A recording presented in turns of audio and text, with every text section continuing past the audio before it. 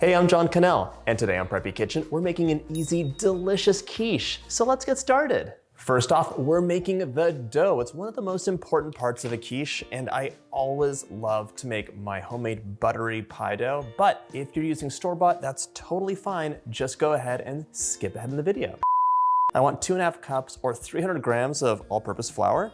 And even though this is a savory dish, I like to add in a tablespoon or even 2 of sugar. Doesn't make it super sweet at all. It just adds a little bit of flavor to the crust. So it's a nice balance for the salty bacon or other things you're gonna add in later. I'm also adding in a 1/4 teaspoon or so of salt. It's up to you. You could add a little bit more if you'd like. Now we're gonna give this a whisk, just like that. Woo.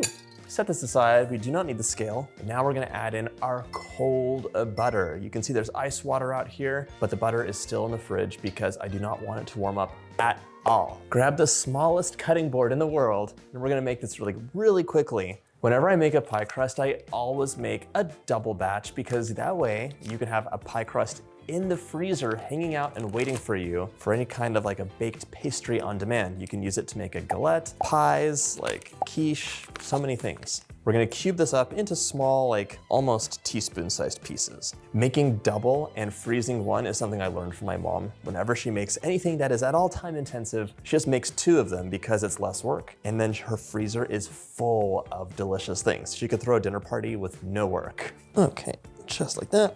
So that's 1 cup or 226 grams of cold unsalted butter. If you wanted to use salted butter, that's totally fine, just don't add the salt. Let your butter fall gracefully into the flour. You don't want a giant, huge clump of butter. You want butter scattered throughout. Now, my favorite part of this is doing it by hand. This is something you could definitely do in the food processor, but making it by hand is so fun, and you get a really nice play of sizes for the butter. Some small, some big, and that gives you a ton of flaky, delicious texture. I find that when you make pie dough in the food processor, it's totally fine, and it's better than store-bought, but it just tends to give you like really tiny clumps of butter when you want them to be a bit larger. Just crumble that butter into the flour mixture, and you're gonna end up with pieces of butter ranging from the size of like a little piece of sand all the way to an almond. You want bigger and small pieces of butter. This looks wonderful. Oh, I'm so happy with this dough. It's time for some water though, because this is a shaggy mixture. We need it to hold together a little bit more. So grab your tablespoon, grab your ice water, and I'm gonna sprinkle that in. Just mixing it with my knife as I sprinkle in. And I'm probably gonna use 4 tablespoons of water to start. People act like you have to use like 1 drop of water for pie dough, and it's such a lie. You need like a little bit to hold it together.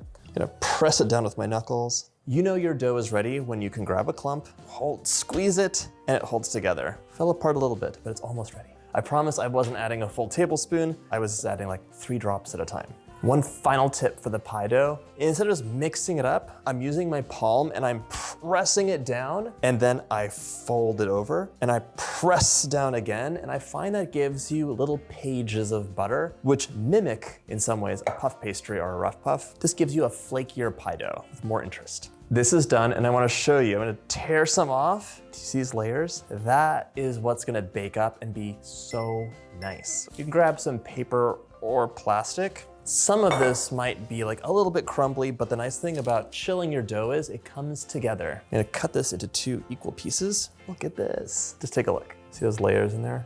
That's so nice. So we're gonna flatten this into like a 1-inch thick piece of dough right now. This will help it cool down and chill faster, and it'll also make your job easier after it's hard and it's come out of the fridge. Time for this to chill for about 30 minutes to an hour.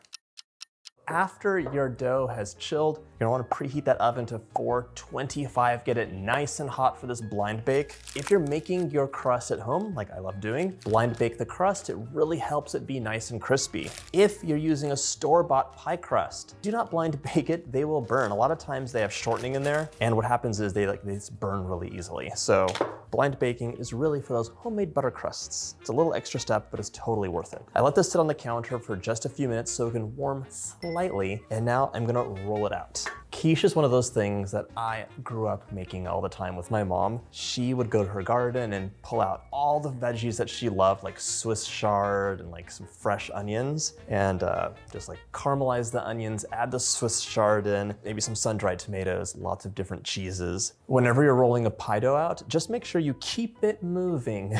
You never wanna let it sit still in one place for long because it can stick and that's not fun. And you can see I'm using a pie sheet, what is this called? Pastry mat. You can see I'm using a pastry mat today, and it just makes it easy to transfer things and not worry about doing stuff on your counter that you shouldn't. You can add a little bit more flour as needed. You actually want a fairly thin pie crust because that'll crisp up really nicely, and nothing is more disappointing than a soggy crust. Perfect, we have some extra. This is gonna be a rustically edged crust, which means no worries. Roll that on. It's the magic of a pastry mat. And roll it on once more. There we go. Push your dough in, don't stretch your dough. So I'm pushing it in, gentle, kind movements with your dough. The point of doing this is so that you don't stretch things out and have a pie crust that shrinks in the oven. That's also not your friend. Grab a pair of scissors, and I'm just gonna trim the edge as needed a little bit. This is also like a nice way to get kids interested in eating things they might not be sure about. Like you can stick some broccoli in here. Spinach is really popular in quiches. You know, it's kind of covered with cheese and cream and eggs in a pastry dough. So everyone's like, this is delicious. And then you can always say like, but you do like broccoli, you had it last night for dinner. I'm just doing a really simple crimp for the edge, and don't stress about it looking perfect. Before I pop this into the freezer, which is like an optional step in blind baking, but really helps with shrinkage, I'm going to pretend I'm back in elementary school making snowflakes out of paper. And we're gonna cut this frill. This will protect my pie crust just like that. Oh, so satisfying. This is gonna go into the freezer for about half an hour. It'll help solidify the fats, and that'll prevent some of the shrinking that you could see in the oven. It'll also help things from sliding down into the freezer, and then we bake and go on to the filling.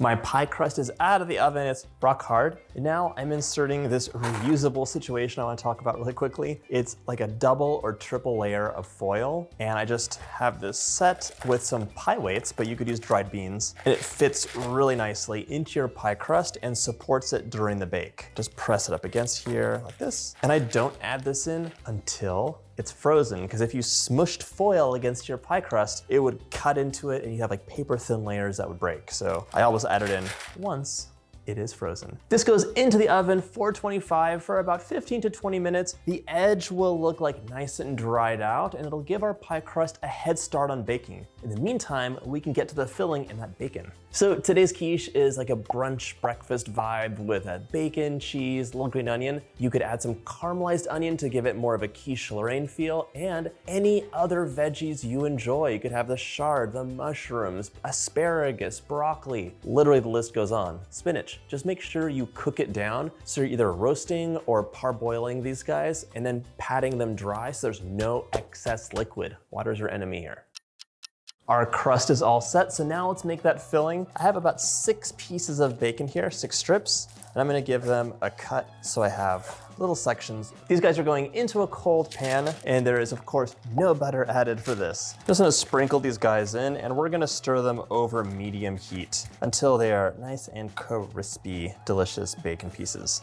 Pop that into medium heat. We're gonna stir that occasionally while we make the rest of the filling. And no, you don't have to have bacon in this. You could use turkey bacon, you could use some sausage, you could skip it all together. Just adding something really flavorful gives you that nice contrast to the creamy, cheesy filling. Something I love to add sometimes is like a cup or so of caramelized onions. Just cook them low and slow until they take on a lot of heat, a lot of color, and then add that in, and it's an amazing combination of flavors. Right now I'm gonna shred about a cup or 112 grams of a nice cheddar cheese. This recipe is so easy and like variable. Like look in your fridge and see what you wanna add. The one thing I will tell you though is don't add a lot of water into this. Like I wouldn't put raw tomatoes or things like that in there because it'll make it soggy and fall apart. You wanna have things cooked down a bit to remove some liquid.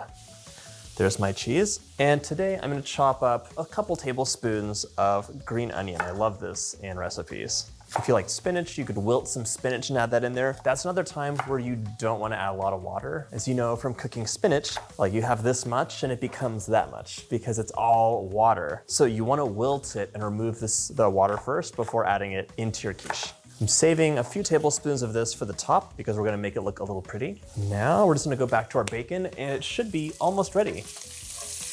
So my bacon looks nice and crispy. It's resting on paper towels and cooling just a bit before I crumble it up. So I wanna show you the deal with the pie crust. This is like very important to me because you don't want a soggy pie crust. This was in for 15 minutes at 425. I'm moving the pie weights. And you can see if you look inside, this is basically dry. It's not at all gooey. So it didn't shrink, it didn't fall, everything looks great. What I am gonna do though is just give it like 3 to 5 minutes back in the oven just to finish drying out the middle, and then it'll be perfectly done and ready to go. You're gonna be so happy when this happens because your pie crust will be like crisp and flaky throughout, not soggy on the bottom where you're picking around it. And of course, because the pie weights are out, I'm gonna dock just a little bit so that steam can release. Because what happens is that residual steam down here puffs up under heat, raises that dough up, and then it's like all ballooned and misshapen. So we want it nice and flat, close to the dish. My pie crust is finishing up, so that can only mean it's time for our easy peasy filling. 4 eggs, room temperature please. Remember, we do not want ice cold ingredients going into this quiche.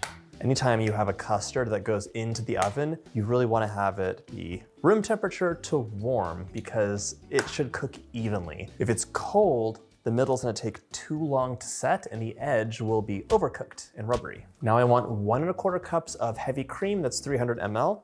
I'm adding half a teaspoon of salt and 1/4 teaspoon of freshly cracked black pepper. Let's give that a quick whisk. Just to break the eggs up. Make sure you don't overbeat your eggs. If you beat too much air in, your quiche will puff up during baking and you'll have a dry, spongy texture. This should be silky smooth and delicious. So we consider quiche to be a French dish, but there are 13th century examples from Italy, 14th century examples from England, and the idea of eggs and cream getting baked together with other delicious things is popular all over the world, including right here in Connecticut. And the name quiche, in case you're wondering, and I totally was, so I looked it up, is thought to be from Kuchen, which is German for cake or tart, and I did not pronounce that correctly at all. I added in 3/4 of a cup of the cheese, and I'm adding in most of the bacon, but I'm saving a good amount to crumble on top later. If it's nice and crispy, you should be able to just break it up in your fingers. And yes, you can nibble on some too if you want. I'm also adding in almost all the green onion. I am reserving some as well for the top. Just give that a good mix. Now we're gonna grab our tart shell. My pie crust is ready. I'm carefully putting it onto a rimmed baking sheet just for ease of transfer. And now we can pour our delicious filling in. You might be wondering, like, what happened to the rest of the stuff we didn't put in? This is gonna go into the oven and we're gonna pull it out and do some more stuff to it. So just add this in first. I like to give it just a little bit of a stir because some of it can clump together. And now we're gonna bake this at 350 for about 25 minutes, but it's not ready at 25 minutes, so you have to keep watching. Your quiche really needs to bake low and slow, so don't try and speed things up by increasing your oven temperature. That is a recipe for a disastrously not delicious dish. In case you didn't know, my book's available for pre-order. There's a link in the description box below. Grab your copy and make sure to save your receipt for some of the fun giveaways and contests we'll be doing. After 25 minutes, pull your quiche out, and then we're gonna sprinkle over the remaining 1/4 cup of cheddar cheese. So it'll give us like a nice finish for the quiche, and the rest of that crumbled bacon. If you were using other things like mushrooms or artichoke hearts, that could also be reserved and placed on top at the end, just like we're doing here. A little bit more cheese, just to round that off. You could add a tiny bit more green onion, but really it's best to add that on at the very end because it will singe. Back into the oven for 15 to 20 minutes until that center is just set. You don't want to overbake it, but you want it to be able to cut nicely. When your quiche comes out of the oven, it'll look a little bit puffed and unstable. Don't worry about that. Just let it cool down to warm or room temperature and it'll be really nicely set. Out of the oven and ready to enjoy, and I have to show you the benefits of a blind baked crust. Golden throughout, no soggy moments. That is an explosion of flavor, the crisp crust, the creamy center. It's amazing. I hope you get a chance to make this recipe, and if you like my videos, check out my brunch playlist.